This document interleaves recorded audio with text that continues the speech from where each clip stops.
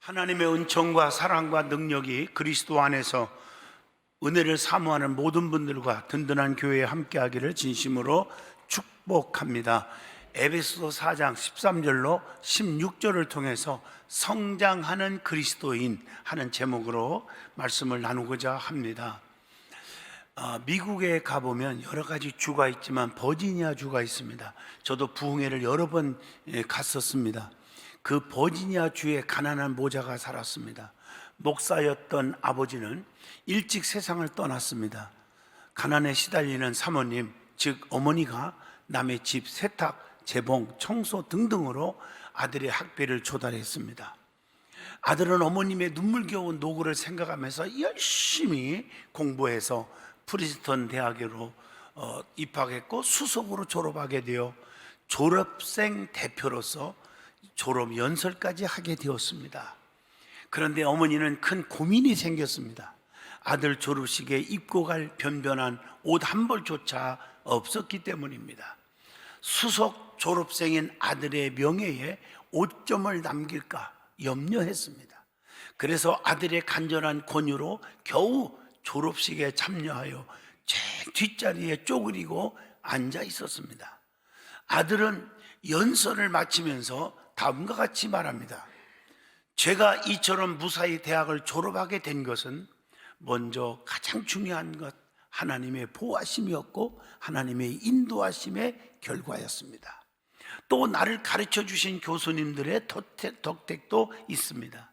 그리고 특별히 저 때문에 고생을 거듭하면서 학비를 조달해 주신 어머님의 은혜는 평생 죽을 때까지 잊을 수가 없습니다. 그리고 그는 정말 그 총장님으로부터 받은 금메달을 청중 속에 앉아 계신 저 뒷자리에 계신 어머니에게로 걸어가서 어머님의 가슴에 달아드렸습니다. 그리고 어머님 감사합니다. 어머님의 은혜로 졸업하게 되었습니다. 이것은 제가 받을 상이 아닙니다.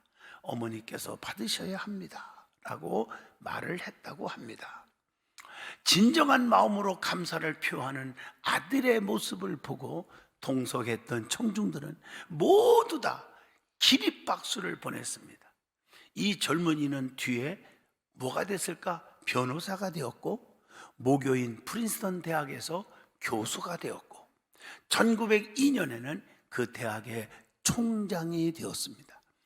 8년 후에 뉴저지주의 주지사가 되었고 다시 2년 후에 미국의 제28대 대통령이 되었습니다. 그가 바로 민족 자결주의자를 제의한 윌슨 대통령입니다. 그 후에 그는 노벨 평화상까지도 받게 되었습니다. 많은 사람이 환경과 여건을 탓하며 불평과 원망을 합니다. 하지만 윌슨은 불우한 환경 속에서도 어머님의 노고와 눈물과 희생을 보았다는 것입니다. 충분히 불평할 수 있는 환경이었지만 오히려 어머님께 감사했습니다. 이것이 바로 성장이고 성숙함이라고 보는 것입니다. 이 땅 위에 태어난 모든 만물은 성장합니다. 그래야 나름대로의 소종의 존재 목적을 이룰 수가 있는 거 아니겠습니까? 짐승도 성장해야 하고 식물들도 성장해야 합니다. 요즘에는 짐승을 기를 때도 식물을 기를 때도 좋은 음악을 들려줘서 더 좋은 환경에서 더 빠르게 성장할 수 있도록 하기도 하지 않습니까? 사람은 육적인 면도 성장해야 되지만 정신적인 면과 영적인 면에서도 성장해야 한다고 봅니다. 특별히 그리스도인들은 영적으로 성장할 때 정상적인 믿음의 사람이라고 말할 수가 있습니다. 성도들이 영적으로 성장하면 하나님께 영광과 감사를 돌릴 수가 있게 되고 다른 성도들에게는 기쁨을 줄 수 있다는 것입니다. 그러면 어떻게 해야 성장하는 그리스도인이 될 수 있을까요? 오늘 에베소 4장을 통해서 저와 여러분이 깊은 은혜의 시간이 되고자 합니다. 첫째로, 하나가 되어야 성장하는 그리스도인이 될 수 있다고 오늘 본문 13절에서 말씀을 주고 있습니다. 오늘 본문 말씀처럼 하나님의 아들을 믿는 것과 아는 일에 하나가 되어야 온전한 사람이 되어 믿음이 성장하게 된다고 말씀하고 계십니다. 하나님의 아들 예수 그리스도를 믿는 것과 아는 것에 하나가 되어야 합니다. 예수 그리스도가 누구인지를 확실하게 알고 그를 믿기만 하면 구원받음을 확실하게 이해하고 믿고 그럴 때 하나가 될 수가 있고 믿음이 성장하게 되는 것입니다. 예수님이 누구십니까? 예수님은 누구든지 어떤 죄를 지어도 다 용서하시는 분입니다. 요한복음 8장 3절로 4절에 기록되어 있고 요한복음 8장 10절로 11절에도 말씀을 주고 있습니다. 그렇기 때문에 그 예수님을 믿음으로 누구든지 정죄할 수 없게 되는 것인 줄로 믿습니다. 예수님은 아무 죄도 없는 분인데 우리를 위해 대신 십자가에 죽어주신 분입니다. 마가복음 10장 45절입니다. 이 믿음이 있을 때 우리는 서로가 하나 될 수가 있습니다. 내가 아무리 속상하고 내가 아무리 힘들어도 내가 아무리 환난을 당하고 오해를 받고 핍박을 받아도 예수 그리스도의 십자가만 생각하면 다 이길 수 있지 않겠습니까? 분쟁이 없이 같은 마음, 같은 뜻을 가질 때 또한 하나가 될 수 있다고 고린도전서 1장 10절에 말씀을 드립니다. 그리고 동일한 믿음을 가질 때 하나가 되는 것입니다. 베드로후서 1장 1절에 예수 그리스도의 종이며 사도인 시몬 베드로는 우리 하나님과 구주 예수 그리스도의 의를 힘입어서 동일하게 보배로운 믿음을 우리와 함께 받은 자들에게 편지하노라 이렇게 말하고 있습니다. 또 온전한 사람이 될 때 하나가 될 수 있어요. 본문 13절입니다. 사랑하는 성도 여러분, 우리는 온전한 삶을 사시기를 축복합니다. 하나님처럼 온전하라고 마태복음 5장 48절에 권면합니다. 그리스도 안에서 완전한 사람이 될 때 하나가 또 될 수 있다고 골로새서 1장 28절에 말씀을 드립니다.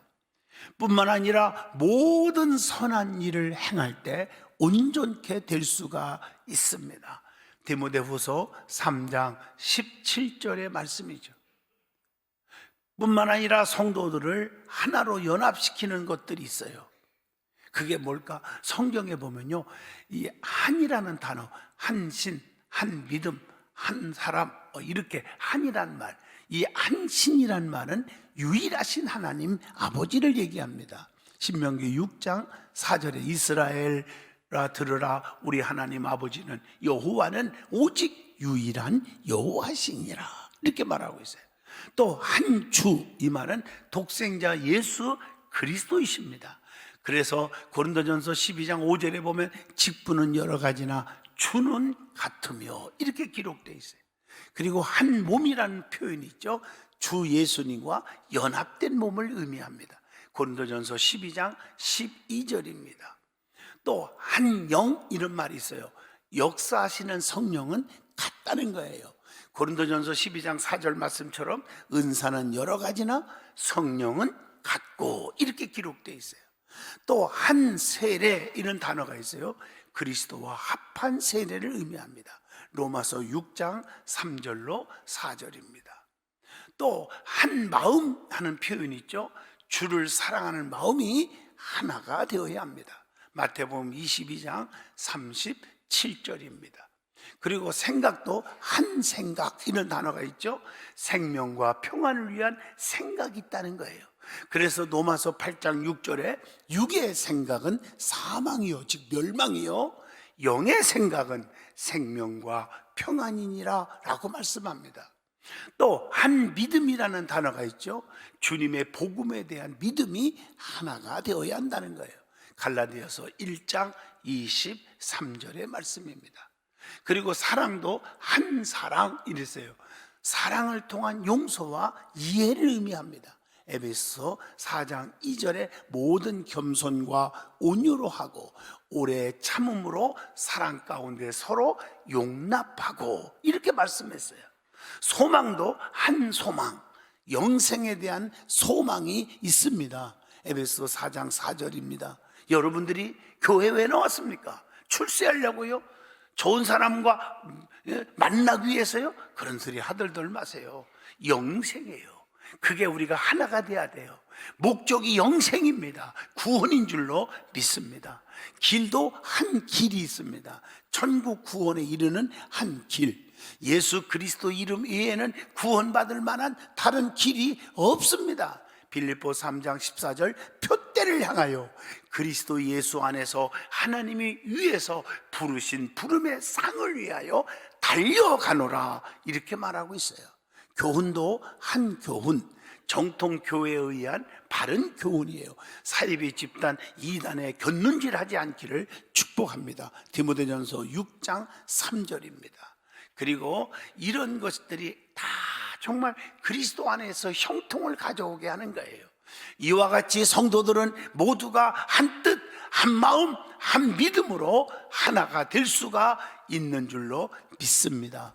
서로가 목표가 다르고 목적이 다르니까 분열이 생기고 불협화음이 일어나는 것입니다. 두 번째, 간사한 유혹에 흔들리지 않아야, 요동하지 않아야 성장하는 그리스도인이 될 수가 있다는 것이 오늘 본문 14절입니다.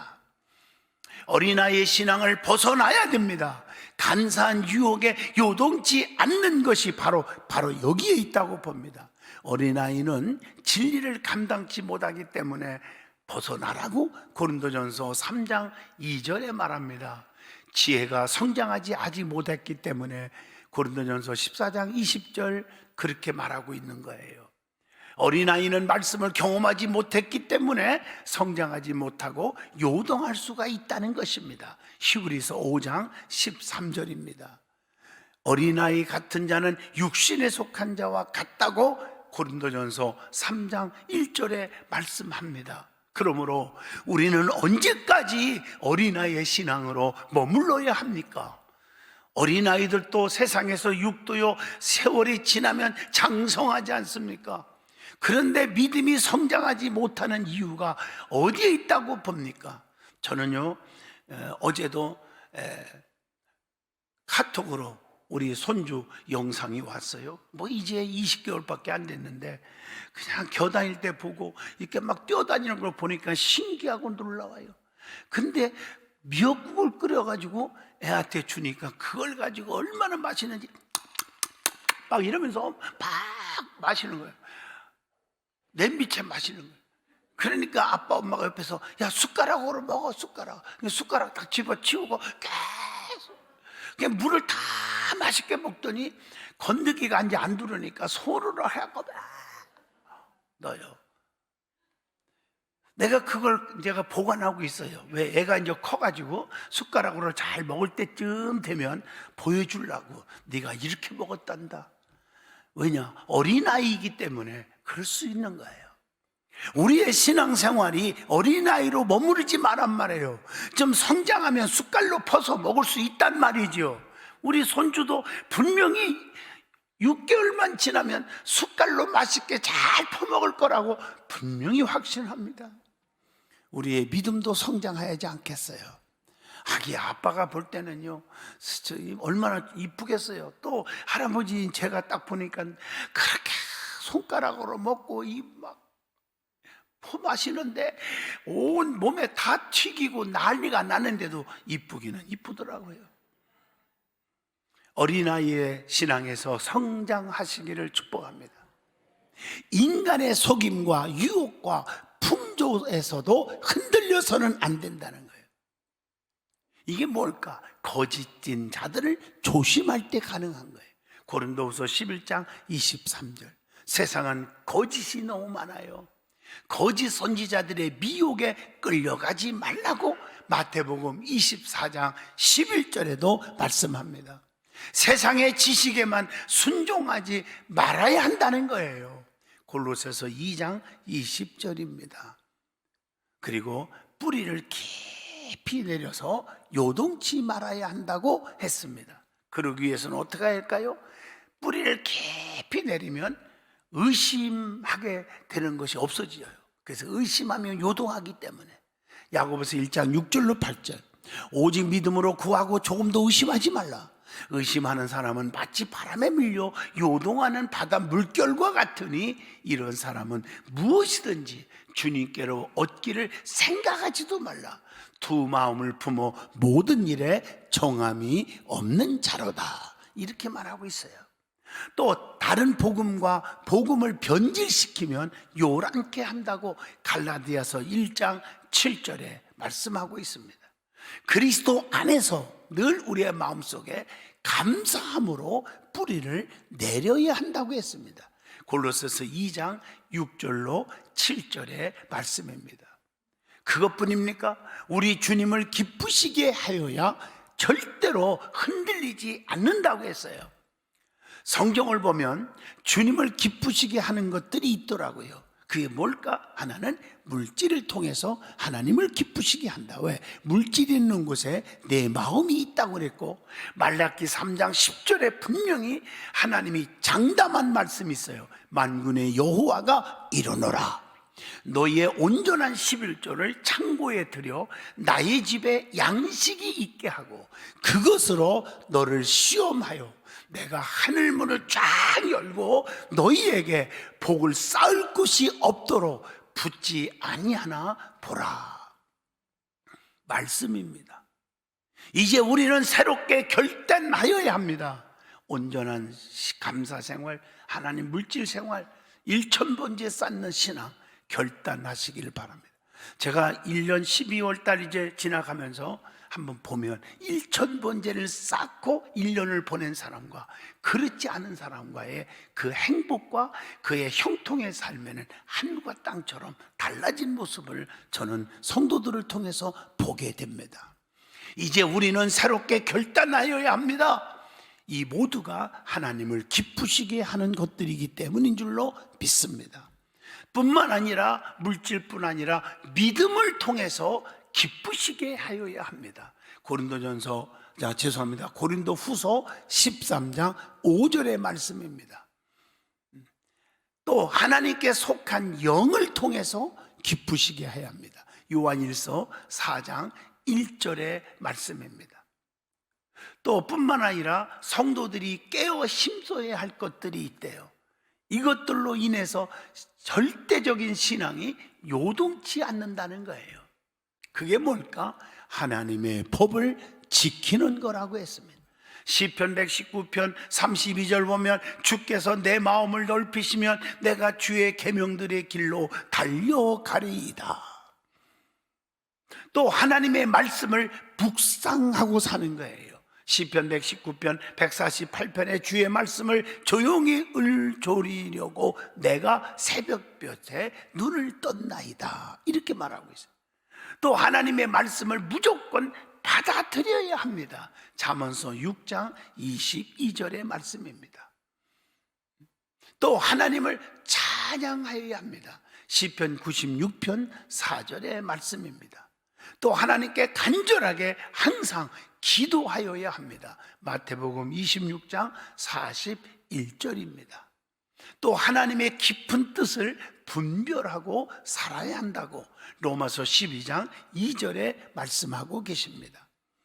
그러므로 우리 믿는 사람들은 어떤 상황에 처한다 할지라도 절대로 흔들리거나 요동해서는 안 됩니다.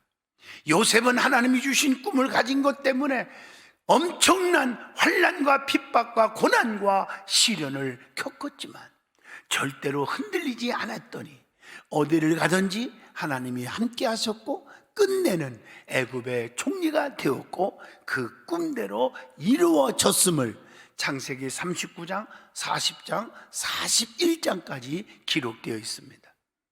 자, 세 번째입니다. 그리스도를 머리로 삼고 사랑 안에서 연합하여야 성장하는 그리스도인이 될 수 있다고 본문 15절, 16절에 기록하고 있습니다.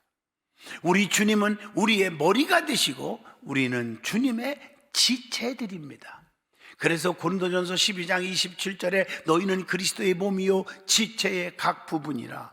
지체들은 머리가 명령하는 대로 움직여줘야 지켜주심과 보호를 받을 수가 있습니다. 머리 따로 지체 따로 움직이지 않잖아요. 손이 아픈데 머리가 지금 지시합니다. 발레에게 봐라, 빨리 병원으로 가서 치료해라, 옥토전기 바르라.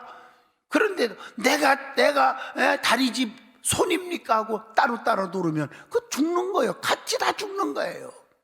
우리는 예수 그리스도의 머리로 모시고 우리는 지체들입니다. 성도들끼리 아끼고 서로 덮어주고 위하고 기도해주는 그런 관계가 되어야 하지 않겠습니까?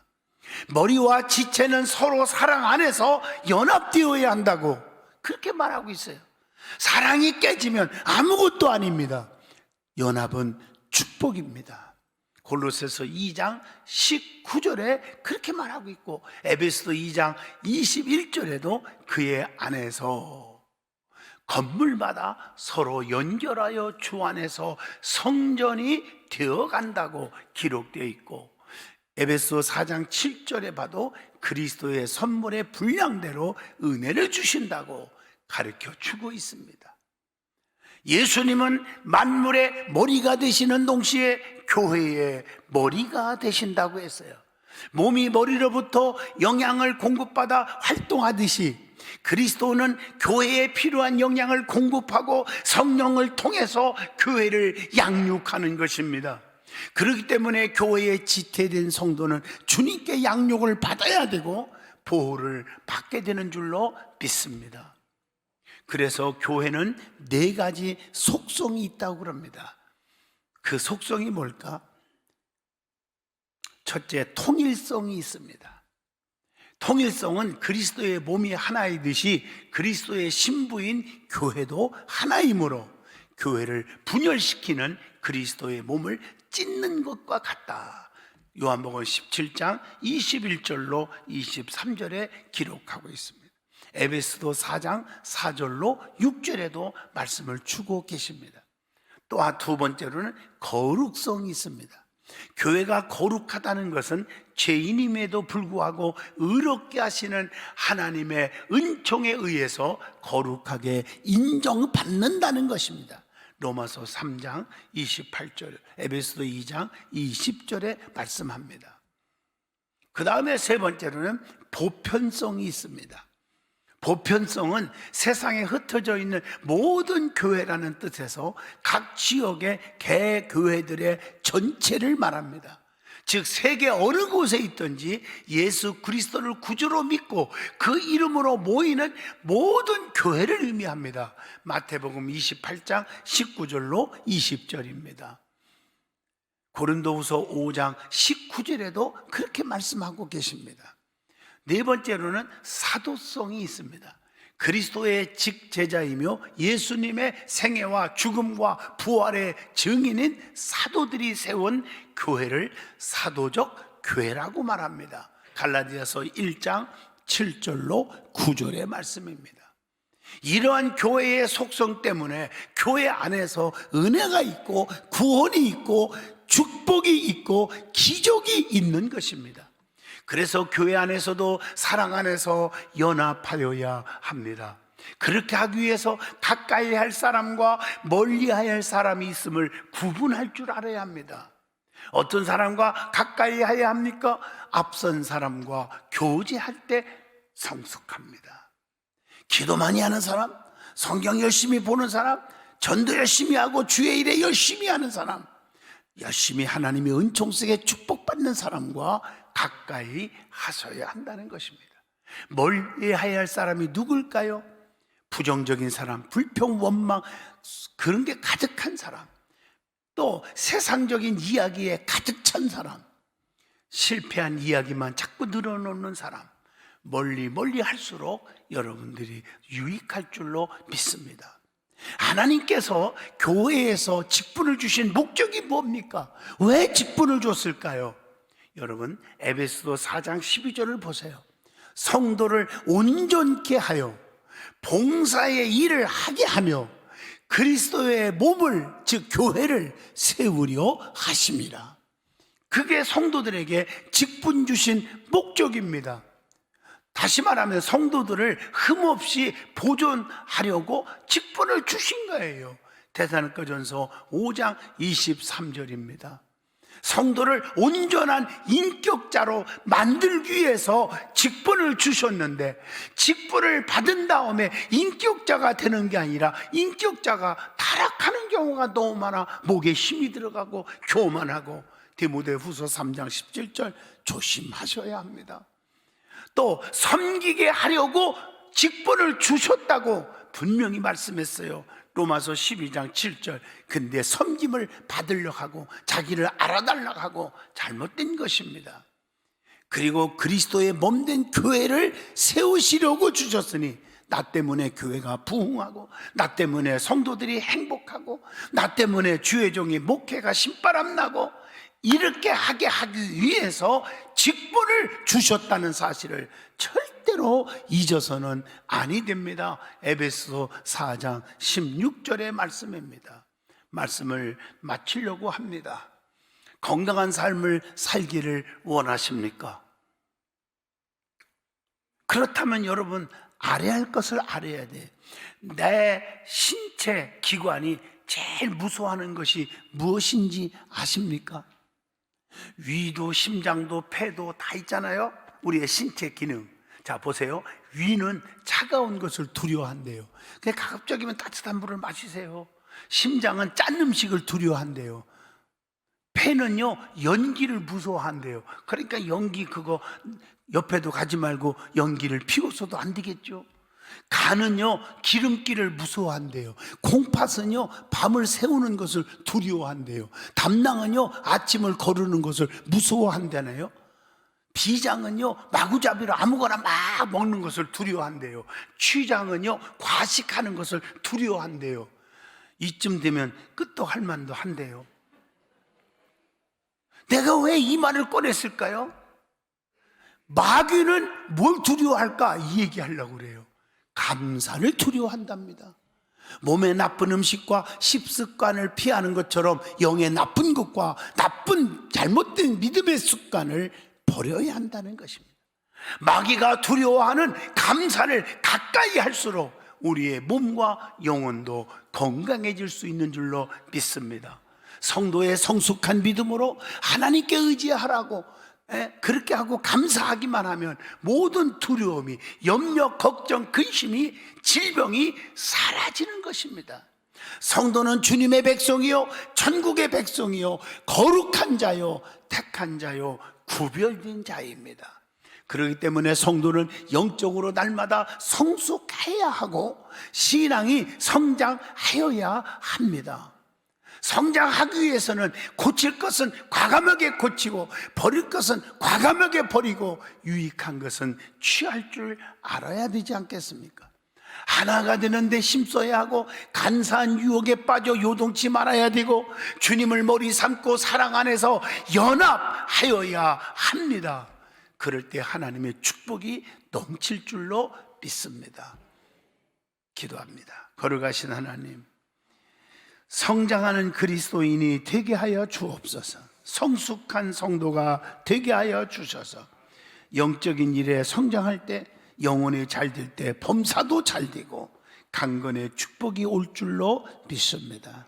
예수님의 이름으로 기도하옵나이다. 아멘.